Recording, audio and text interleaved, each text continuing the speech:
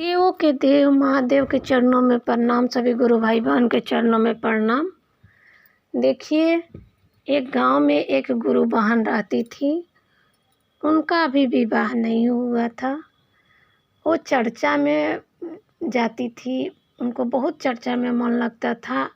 और वो शंकर जी से बोली, जब भी चर्चा में जाती थी वो बोलती थी कि हे शिव गुरु, मेरा भी शादी करवा दीजिए, विवाह करा दीजिए। मैं आपका हरदम चर्चा करूँगी, आपका ध्यान धरूँगी, इस लगन में मेरा शादी करवा दीजिए।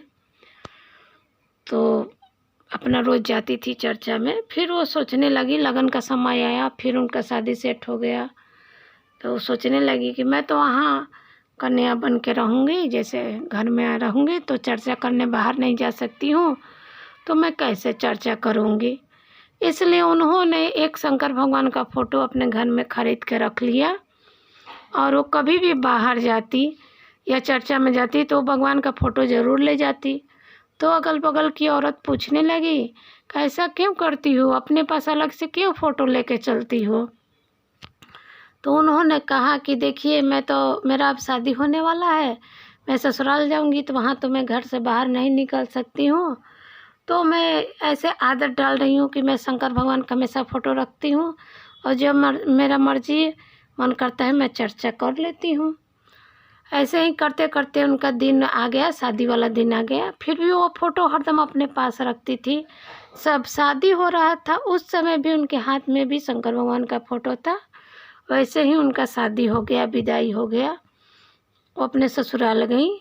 तो उनकी एक और छोटी गोतनी थी, देवरानी। और ये दो, जिस लड़के से शादी हुआ वो दो भाई थे, ये बड़ी थी और एक से इनसे छोटी गोतनी थी। तो वो बिल्कुल पूजा पाठ नहीं करती थी, चर्चा नहीं करती थी। वो सोचने लगी, यहाँ तो कोई नहीं है, मैं कैसे चर्चा करूँगी अकेले। और उनका आदमी और वो देवर दोनों बाहर कमाते थे, वो चले गए कमाने शादी के कुछ दिन के बाद। फिर वो अपनी गोतनी से ही बोली कि देखो, तुम भी शिव गुरु में जोड़ो, इनका महिमा बहुत अपरंपार है, देवों के देव आदि देव है, महादेव है, इनकी कृपा हर किसी पर बरसता है, इसलिए तुम इनमें जुड़ जाओ और हम दोनों अपना चर्चा कहेंगे, कथा कहेंगे। फिर उनकी गोतनी ने बात सुन लिया, बोली ठीक है, मैं भी आपके साथ ही रहूँगी, चर्चा कहूँगी। ऐसे ही दोनों आपस में अपना चर्चा कहने लगी, रहने लगी। उनका दोनों आदमी बाहर कमाने लगा।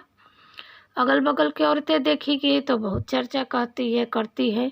वो लोग भी इनको बुलाने लगी अपने अपने घर चर्चा करवाने के लिए।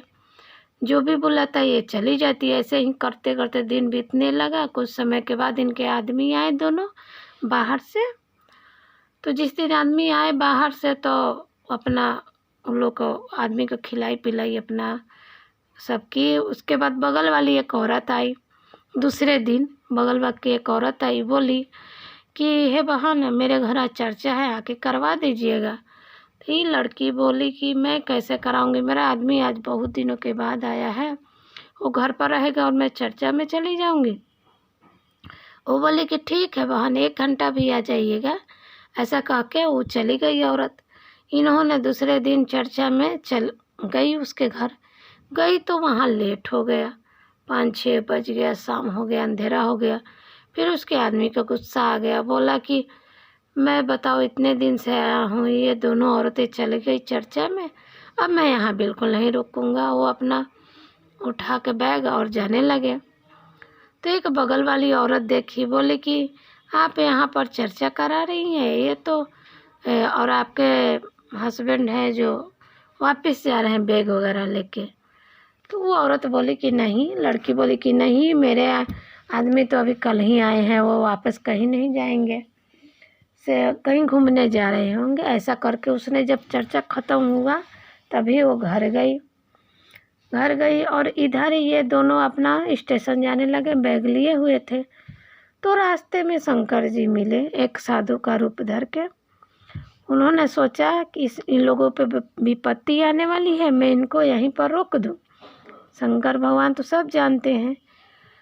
तो वो साधु के रूप में आए, बोले कि हे भाई, आप लोग कहाँ जा रहे हैं, इतनी रात को, रात हो गया है। तो नहीं, मैं जा रहा हूँ अपने गांव, अपने शहर, क्योंकि कल ही हम लोग आए हैं बाहर से, लेकिन हमारी औरत है कि हम लोग को छोड़ के चर्चा में चली गई हैं, इसलिए हम नाराज़ होके जा रहे हैं घर छोड़ के वापस फिर कमाने। तो शंकर जी बहुत कोशिश किए कि नहीं भाई रुक जाओ, कल चले जाना, लेकिन वो दोनों भाई रुके नहीं। ऐसा करके वो लोग स्टेशन पर चले गए, रेलवे स्टेशन।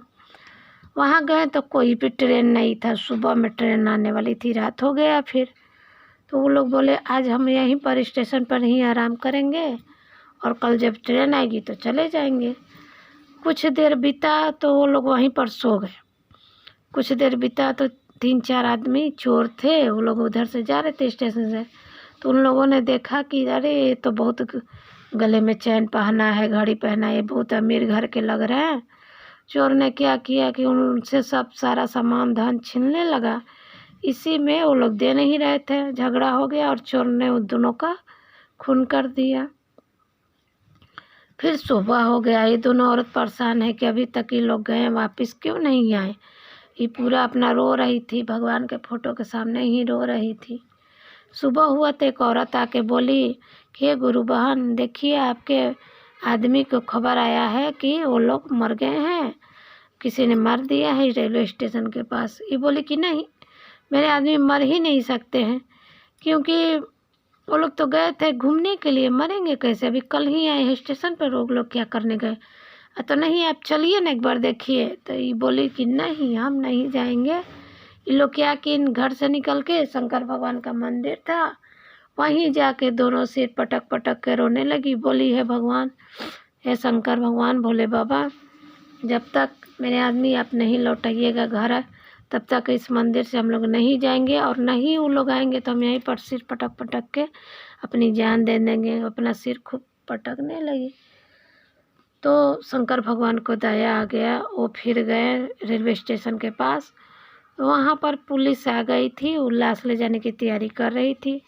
तो शंकर भगवान बोले कि देखो इसको मैं जानता हूँ, तो साधु के वेश में थे कि लोग को मैं स्टेशन नहीं जाने, पुलिस स्टेशन नहीं ले जाना है, मुझे घर ले जाना है।